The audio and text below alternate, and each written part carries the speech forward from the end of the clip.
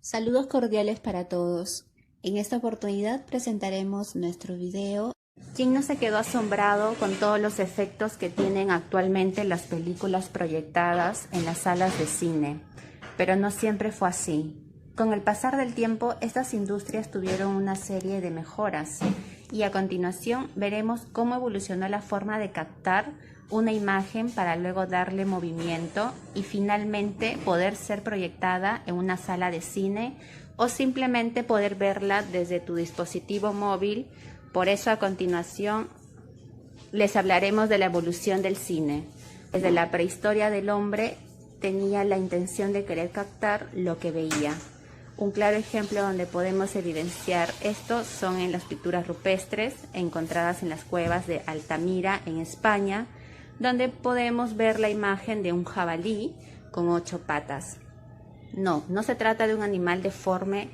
El hombre de esa época quería mostrar al animal en movimiento.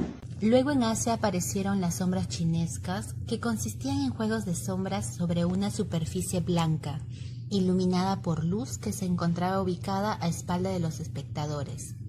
Este juego de sombras inspiró a la creación de la linterna mágica, que funciona a base de un espejo cóncavo colocado en la parte trasera de una fuente de luz con el objetivo de dirigir toda la luz posible hacia una pequeña lámina de vidrio rectangular, que es la diapositiva, donde estaba la imagen a proyectar, que en adelante en la parte frontal del aparato tenía un lente.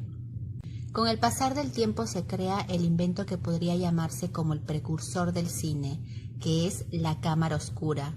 Algunos documentos que fueron presuntamente escritos por Mossi, filósofo chino y padre del moísmo, por allá en el siglo IV a.C., ya nos daban una idea de cómo eran y funcionaban estos aparatos. No obstante, sería Aristóteles quien construiría una cámara oscura y plasmaría en uno de sus relatos el proceso de creación y utilización, resaltando así este fragmento. Los rayos del sol que penetran en una caja cerrada a través de un pequeño orificio sin forma determinada practicado en una de sus paredes forman una imagen en la pared opuesta, cuyo tamaño aumenta la distancia entre la pared en la que se ha practicado el orificio y la pared opuesta en la que se proyecta la imagen. Su uso fue principalmente para el dibujo, sirviendo la luz reflejada como guía para trazar los dibujos más sofisticados de aquella época. Así, este aparato iría experimentando diversos cambios que mejoraban su sistema, hasta que llegamos al séptimo siglo del segundo milenio del calendario gregoriano. Con el tiempo, el inventor, físico y pintor francés Louis Daguerre, en 1839, dio a conocer el daguerrotipo, que es un dispositivo que permitía registrar imágenes a través de un procedimiento químico. El término se utiliza para nombrar tanto a la máquina como a la imagen obtenida con ella. También se emplea como sinónimo de daguerrotipia, que es el nombre dado a la técnica en cuestión. Luego se creó el traumatropo, que era un juguete en forma de disco pequeño, sujetado por 2 cuerdas unidas a cada uno de sus lados.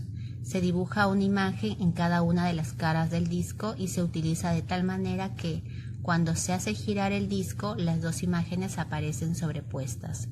Para hacer girar el disco, una de las cuerdas se aguanta en una mano y se rota el disco para enrollar el hilo. Después, las 2 cuerdas se cogen y se deja girar el disco libremente. Gentilmente los hilos asegurará que se continúen desarrollando y enrollando. Este movimiento causa la rotación del disco, primero en una dirección y después en otra. Cuanto más rápido gire el disco, más grande será la claridad de la ilusión. Pasando el siglo XIX, se crea un dispositivo que era un aparato destinado a la visión individual de bandas de imágenes continuas, pero sin la posibilidad de proyectarse en una pantalla. La película de movimiento permanente pasaba por una lámpara eléctrica y por debajo de un cristal magnificador colocado en la parte superior de la caja. Entre la lámpara y la película había un obturador de disco rotatorio, perforado, que iluminaba por muy poco tiempo cada fotograma, congelando el movimiento de la película, proporcionando unas 40 imágenes por segundo. Todos estos sucesos mencionados hasta ahora y muchos otros más dieron origen al cine como espectáculo. Los franceses Auguste y Louis Lumière grabaron centenares de películas y ninguna con una duración máxima de 1 minuto. Los hermanos estaban entusiasmados por presentar al pueblo parisino, el cual pudo vivir por primera vez la cinematografía. Un 28 de diciembre de 1895, en un sótano decorado de estilo oriental, donde con intención pasaban desapercibidos del público, el entonces llamado Cinématographe Lumière presentó por primera vez, entre otras películas, la salida de unos obreros de la fábrica El Lyon. Debido a la baja publicidad, a este evento asistieron 35 personas, al quedar maravillados y petrificados por aquel suceso. Los pobladores corrieron la voz y el día siguiente la multitud de gente dejó sin espacio al salón. Ante tal arrollador éxito, Thomas Edison, patentador del kinetoscopio, este aparato servía para reproducir las fotografías en tiras. Creado entre 1889 y 1895, sería el estándar de las proyecciones cinematográficas y quiso apropiarse de todos los derechos cinematográficos en aquella época. Él era muy influyente en la parte este, por lo que la mayoría de cinematógrafos trasladaron sus estudios de grabación a un pequeño pueblo al oeste y fronterizo llamado Hollywood. Era el lugar ideal por diferentes aspectos, y fue así como nació la meca del cine.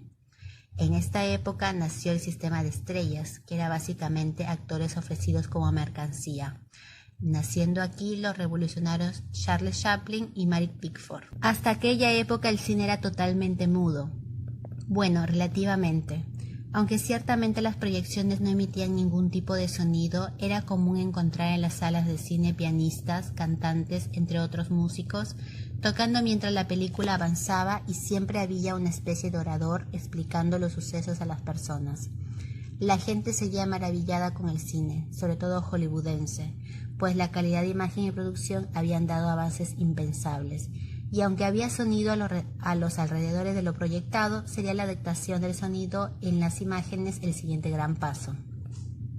Mientras esto iba sucediendo, la llegada del color a los cines no se hizo esperar.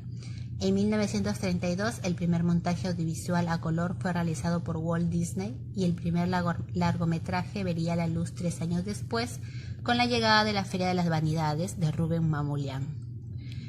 Estas cintas se hicieron posible por la aparición del Technicolor, con triple impresión fotográfica, con la incorporación de paletas y filtros cromáticos, teniendo como base 3 colores, verde, rojo y azul. Esto fue en 1916.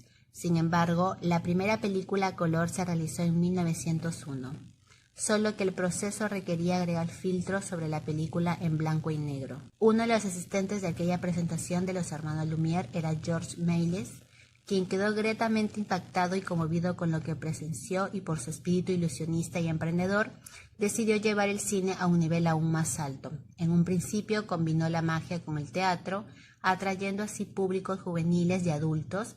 Tenía escenografías y utilería fabricada por él mismo, y todo parecía marchar bien, hasta que presenció aquel espectáculo descrito anteriormente. Fue tanto su asombro que quiso adquirir su propia cinematográfica. Negoció con los Lumière, negociaciones que terminaron en nada y obligaron a buscar su propia cámara en otro lugar. Sería el inglés Robert Paul quien propiciaría el kinescopio al denominado por muchos mago.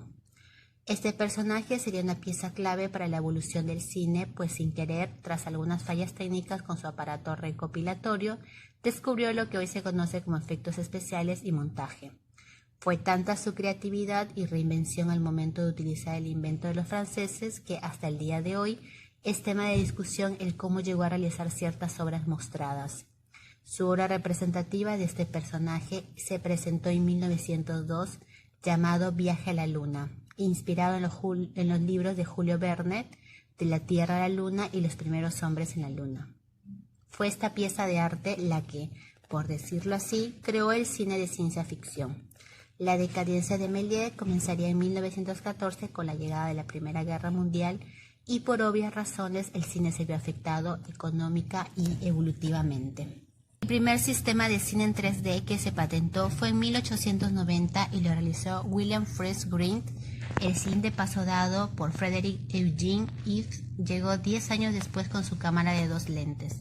Más tarde llegaría la separación de la imagen basada en 2 colores, en la que se introducía el concepto de las gafas con cristales de 2 colores que todos asociamos a las 3 dimensiones.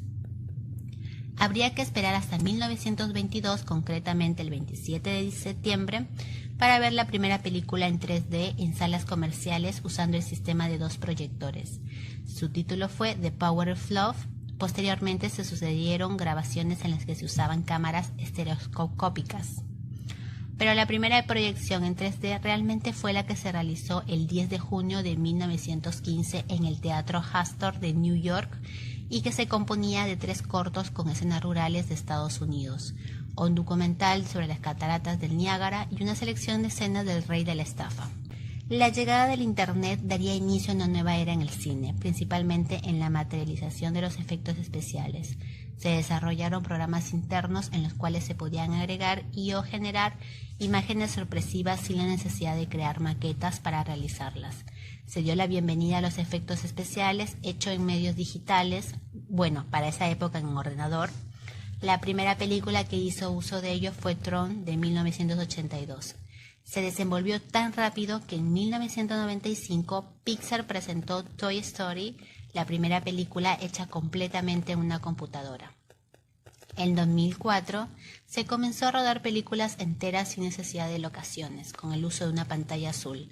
A raíz de la aparición del Internet surgió la democratización del cine, donde cineastas independientes pueden grabar películas íntegramente en ordenadores y colgarlos a la red, en plataformas como YouTube o Vimeo. Significó gran pérdida para empresas de alto rango, pero fue una oportunidad para los relegados de épocas antiguas.